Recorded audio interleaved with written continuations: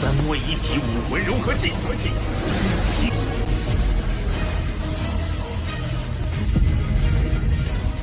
तो दोस्तों soul and 2 के न्यू एपिसोड में आप लोगों ने देखा कि युहाओ जो होता है अपना जो बॉडी मार्शल सोल होता है उसके सेकंड अवेकनिंग कर लेता है, जिसके थ्रू उसने यानफेंग को झांसा देके अपने टीममेट को मरवा देता है, जो कि यू गैंग होता है उसको मरवा देता है। देन उसके मरने के बाद ही हम देखते हैं कि यानफेंग जो होता है एकदम गुस्से में पागल हो जाता है, जिसके बाद यानफेंग का सामना करना किसी की बस की नहीं थी। उसी के साथ हम देखते हैं युहाओ अपने ट्रम्प कार्ड खेलता है, जिसमें सोल फ्यूजन टेक्निक होता है 3 लोगों का, बांगकोवर, बांगडोंगर एंड युहाओ का, जिसके परफॉर्म के बाद भाई एकदम खतरनाक क्रिएचर दिखता है सामने गॉड फॉर्म में। एकदम मैं तो दंग रह गया था भाई, देखने के बाद हिल गया था, मेरे गूज पे हम निकल आया था। मतलब जो क्रिएचर दिखता है एकदम गॉड फॉर्म में दिखता है, बहुत ही खतरनाक है। उसके विंग्स भी दिखते हैं बहुत ही डेंजरस। सो इसके बाद ही इरने में से बहुत ही ज्यादा खतरनाक प्रेशर रिलीज होता है। इतना प्रेशर रिलीज होता है कि जो यानफेंग होता है बहुत ही ज्यादा डर जाता है। तो ये सीन देखने के बाद तो काफी ज्यादा मजा आता है एपिसोड में। एंड आगे हम एक्सप्लेन करने वाले आगे क्या होने वाला है, तो लेट्स गो हम स्टार्ट करते हैं वीडियो को। टोंगर, बांगकुर और जियो का जो फ्यूजन स्किल होता है, जिसकी वजह से बहुत ही स्ट्रॉन्ग फिगर अपीयरेंस होता है एरेना में, जिसके पास पिंक के मूव से काफी ज्यादा पावर रिलीज होता है, जिसकी वजह से यानफेंग को काफी ज्यादा दिक्कत होता है। और ये सीन को देख के ऑडियंस भी काफी ज्यादा हैरान होते, कहता है ये तो काफी ज्यादा खतरनाक फ्यूजन स्किल्स है। और दूसरे साइड में एक लड़की कहती है नहीं, ये तो कोई फ्यूजन स्किल्स से भी ज्यादा खतरनाक फ्यूजन स्किल्स है।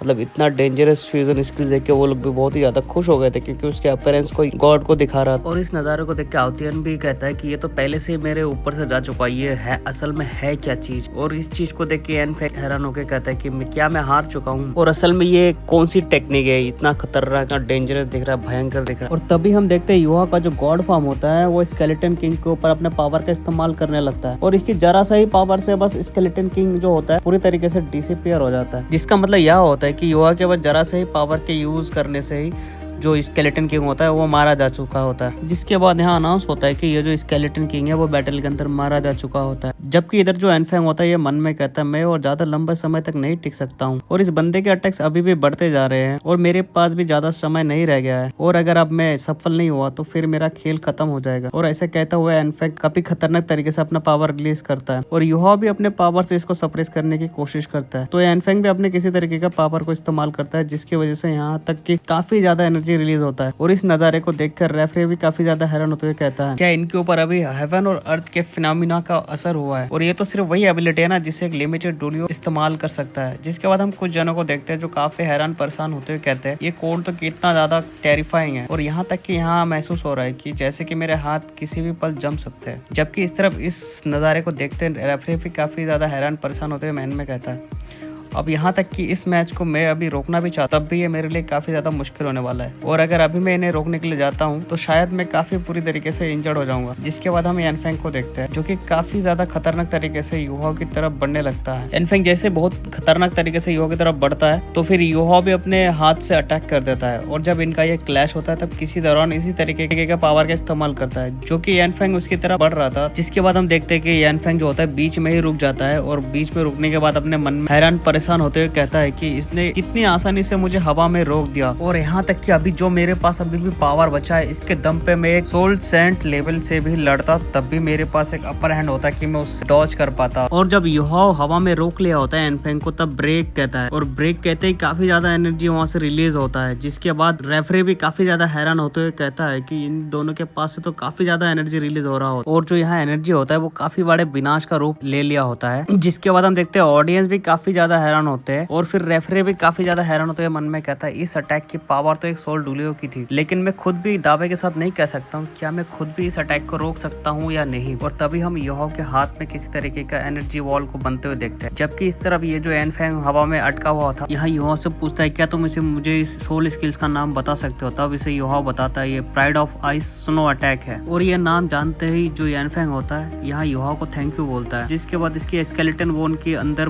काफी ज्यादा क्रैक आने लगते हैं, और कुछ ही पलों में इसके बॉडी के टुकड़े टुकड़े होने लगते हैं, और ये हवा में ही चकनाचूर होकर पूरी तरीके से डिसअपीयर होते हुए दिखता है। वहाँ तभी ऑडियंस चिल्लाते हुए कहता है ये तो कितना बड़ा विशाल बोन ड्रैगन था, यहाँ बिना किसी नामो निशान के कैसे डिसअपीयर हो गया है, ये तो वाकई में काफी ज्यादा टेरिफाइंग है। तभी कोई चिल्लाते हुए कहता है होली स्पिरिट सेट के टीम के जो 4 मेंबर जो कि तांग सेट से लड़े थे वो सभी मारे जा चुके हैं, और इस वजह से जो होली चर्च का जो सेक्ट लीडर था वो काफी ज्यादा गुस्से में आ जाता है, उसके अंदर से काफी ज्यादा किलिंग इंटेंट रिलीज होने लगता है। और इस चीज को देख के जिंग किंग होंग चेन भी काफी हैरान होता है, मन में कहता है अगर होली चर्च लीडर अगर बैटल फील्ड में उतर आया तो इस श्रेक एकेडमी को अभी नरक में तब्दील होने में ज्यादा समय नहीं लगेगा। जिसके बाद ये जू तेरन को प्रोटेक्ट करने के लिए एक शील्ड बना देता है और चर्च लीडर कहता है सच में तांग सेट ने हिम्मत की है मेरे डिसाइपल को मारने की और वो सभी लोग ही मेरे सेट के मास्टर होने वाले थे और इन सभी के सोल बोन स्किन्स को वन करके इन्हें सबको सबक सिखाऊंगा। जिस पर जू तियारन कहता है इंपीरियल टीचर शांत हो जाइए, मैं आपसे वादा करता हूँ कि इन लोगों को आपके लिए छोड़ दिया जाएगा जिससे कि आप आपको अपने अनुसार इनको हैंडल कर सकते हैं। जिस पर चर्च लीडर गुस्से में कहता है मैजिस्ट्री आप चिंता मत करिए, इन जैसे छोटी मोटी चीजों को तो हम संभाल लेंगे। और इतने कहते हैं यहाँ से चर्च लीडर पूरी तरीके से डिसअपीयर हो जाता है और इस बात को सुनकर जू तियारन भी काफी ज्यादा हैरान होता है। जिसके बाद अब एरेना के अंदर हम दो जने को खड़े हुए होते देखते हैं जो और कोई नहीं जो युहा और बांग डोंगर होता है। जबकि यहाँ बांग डोंगर कहता है क्या तुम ठीक हो, जबकि इधर युहा भी कहता है कि हाँ मैं ठीक हूँ। यहाँ युहा मन में कहता है ये तो वाकई में काफी ज्यादा अमेजिंग फाइट थी और इस टीम मैच के अंदर यहाँ तक कि तांग सेट की 6 पीपल थे और इनके अपोजिट में 4 पीपल थे, लेकिन तब भी इनकी पावर के अंदर जो गैप था वो काफी ज्यादा बड़ा था और जो यहाँ बैटल जीत पाया वो बस बेबे के दम पे जीत पाया है क्योंकि बेबे ने अकेले ही इविल सोल मास्टर के 2 बंदे को मार दिया था और जो तांगिया थे उसको भी डिस्ट्रैक्ट कर दिया था, जिसकी वजह से जो तांगिया थे वो भी बैटल में पार्टिसिपेट नहीं कर पाए थे। जिसके बाद टीम मैच में शुरुआत में तो वैसे ही तांग सेट का कोऑर्डिनेशन एकदम परफेक्ट था जिससे कि तांग सेट गुयो को मार सके और अपोजिट टीम के पावर को कम कर दिया था। और इन सभी के बीच में जो जू साची का जो कंट्रीब्यूशन था वो सबसे ज्यादा इम्पोर्टेंट था। जिसके बाद सीओसीओ का जिसने स्केलेटन किंग को सप्रेस करके रोक के रखा जो होली स्पिरिट सेट के सेकंड सबसे पावरफुल वॉरियर था, जिसकी वजह से अपोजिट टीम का जो 3 का पावर था वो 2 का रह गया था। और बस मैंने ये एक्सपेक्ट नहीं किया था कि अपोजिट टीम के पास इतना ज्यादा पावर होगा और अपोजिट टीम के पास काफी ज्यादा टेरिफाइंग आइस एबिलिटीज था। और तो और वो तो लू गैंग जिसने तांग सेट की टीम के लिए काफी ज्यादा परेशानी खड़ा किया, लेकिन अंत में योहा ने सारी परेशानी को एक एक करके दूर करता गया और उनकी काफी बड़ी कीमतें चुका के योहा की जो 5 ट्रम्प कार्ड था वो पूरी तरीके से रिवील हो चुका था और इसका जो ये पहला ट्रम्प कार्ड था इसके बॉडी का सेकंड अवेकनिंग था जो कि इस मैच के अंदर सभी के सामने रिवील हो गया था। इसके बाद जो इसका जो ट्रम्प कार्ड था वो judgment of the light of destiny था, जिससे कि इसने अपने ओपोनेंट के टीम के लक को कम कर दिया था और अपने खुद के लक को बढ़ा दिया था। और यहाँ वाकई में एक काफी ज्यादा पावरफुल सोल स्किल है जो कि बहुत ही नाजुक समय पर पूरी की पूरी बाजी को पलट सकता है। और इसके बाद जो इसका ट्रम्प कार्ड था वो तब रिवील हुआ जब इनने एंग फैंग को हराया। और रही बात इनकी आखिरी और फाइनल ट्रम्प कार्ड की तो इसमें वो जो आइस एम्पर थी वो अबैक हो गई थी, जिससे कि योहा इनकी 5th स्किल्स को इस्तेमाल कर पाया क्योंकि इसकी जो 5th सोल स्किल है उसको इस्तेमाल करने के लिए आइस एम्पर और सोनो गल की जरूरत होती है और योहा अपनी करंट पावर के हिसाब से इसे इस्तेमाल नहीं कर सकता था, इसलिए इसे सिर्फ मार्शल सोल फ्यूजन के दौरान ही इस्तेमाल किया जा सकता था। और मार्शल सोल फ्यूजन टेक्निक के दौरान ही उन्होंने pride of ice and snow की पावर को इस्तेमाल किया। हाँ, और सिर्फ इस पावर की अटैक की वजह से ही ये बोर्न ड्रैगन को पूरी तरीके से डिस्ट्रॉय कर सके। जिसके बाद योहा काफी ज्यादा खुश होते हुए कहता है कि डोंगर हम जीत गए हैं, जबकि इस तरफ तांग सेट के बाकी के मेंबर थे वो भी काफी ज्यादा खुशी के मारे झूम रहे थे, जबकि इस तरफ डोंगर योहा को गले लगाते हुए कहता है योहा तुम काफी ज्यादा स्ट्रॉन्ग हो गए हो और यह चीज तुम्हें खुद को अभी तक पता नहीं चली है और यहाँ तक कि वैसे मेरा दिल काफी कॉम्प्लिकेटेड है अभी, लेकिन मुझे अभी तुम पे काफी ज्यादा गर्व है। और फिर डोंगर योहा को काफी ज्यादा प्यार से कहती है ओ लिटिल योहा मैं तुम्हें हक करना चाहती हूँ। और इस बात को सुन के इनके सभी के सभी टीम मेंबर इन पे हंसने लगते हैं और इस चीज को सुन के इन सभी इन पे हंसने लगते हैं और इनका मजाक उड़ाने लगते हैं। जिसके बाद ये सभी तांग सेट की जीत को सेलिब्रेट करने लगते हैं और इस जीत के साथ ये सभी काफी ज्यादा खुश होते हैं। और तभी हम यहाँ पे किसी ओल्ड मैन को देखते हैं जो कहते हैं मास्टर सच में आपके काफी दूर की दृष्टि था और आखिरकार ये लोग बड़े हो ही गए और आने वाले समय में हमारे श्रेक एकेडमी के पास ने खुद के अल्टीमेट सोल्जर्स होंगे।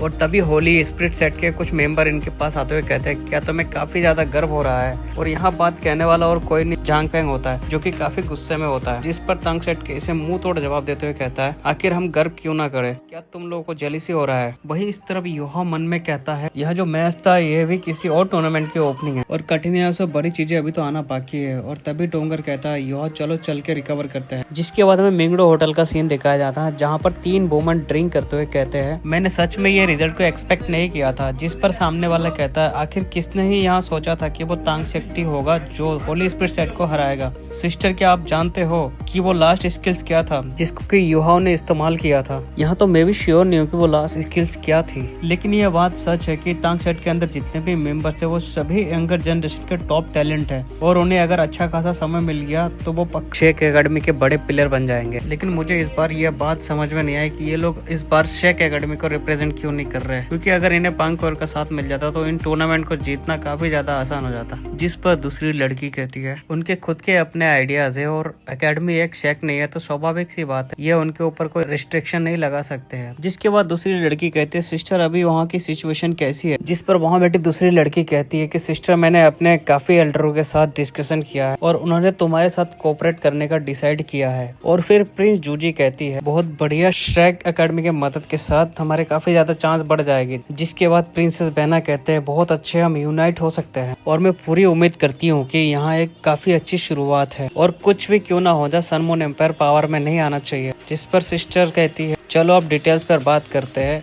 क्योंकि अब समय भी खत्म होने को है और डिस्कशन करने के बाद हम लौट के अरेंजमेंट कर सकते हैं और तुम हमसे कोई छुपाने की जरूरत नहीं है। जिसके बाद हमें जू तियारन के साइड का सीन दिखाया जाता है जहाँ पर यहाँ पूछता है कि आखिर कैसे है, जबकि इनके सामने यहाँ पे योर मैजेस्टी को रिपोर्ट करने आया होता है। योर मैजेस्टी यहाँ पर सारे अरेंजमेंट कंप्लीट हो चुके हैं और यहाँ जो ईस्ट साउथ और नॉर्थ तीनों डायरेक्शन है यहाँ पर हमारे ग्रुप ने घेराबंदी कर चुके हैं और हर डायरेक्शन में जो इंचार्ज है वो सभी ही लेवल 9 के सोल इंजीनियर्स है। और यहाँ जो हमने ये सारे रास्ते जानबूझकर बंद कर चुके हैं तो उन्हें भी पक्का इस सिचुएशन के बारे में पता चल गया होगा। जिस पर जू तियारन पूछता है आखिर बेस्ट को लेकर तुम लोगों की तैयारियां कैसी है, जिस पर यह बंदा कहते हैं बेस्ट साइड भी तैयार है और वो लोग बस बेस्ट साइड से ही पास हो सकते हैं और यहाँ भी एक आखिरी मौका होगा। जिस पर जू तियारन कहता है ठीक है अब तुम जा सकते हो और अगले 2 दिनों तक सबको हाई अलर्ट पे रखो। और यहाँ वाकई में काफी बढ़िया बात हुई जो उन्होंने राइट साइड चूज किया, क्योंकि उन्होंने जो बेस्ट साइड चूज किया है तो उससे हमारे का जो लॉसेस है वो काफी ज्यादा कम हो जाएंगे। जिसके बाद हम जू तियारन को देखते हैं वो हवा में उड़ के आ जाता है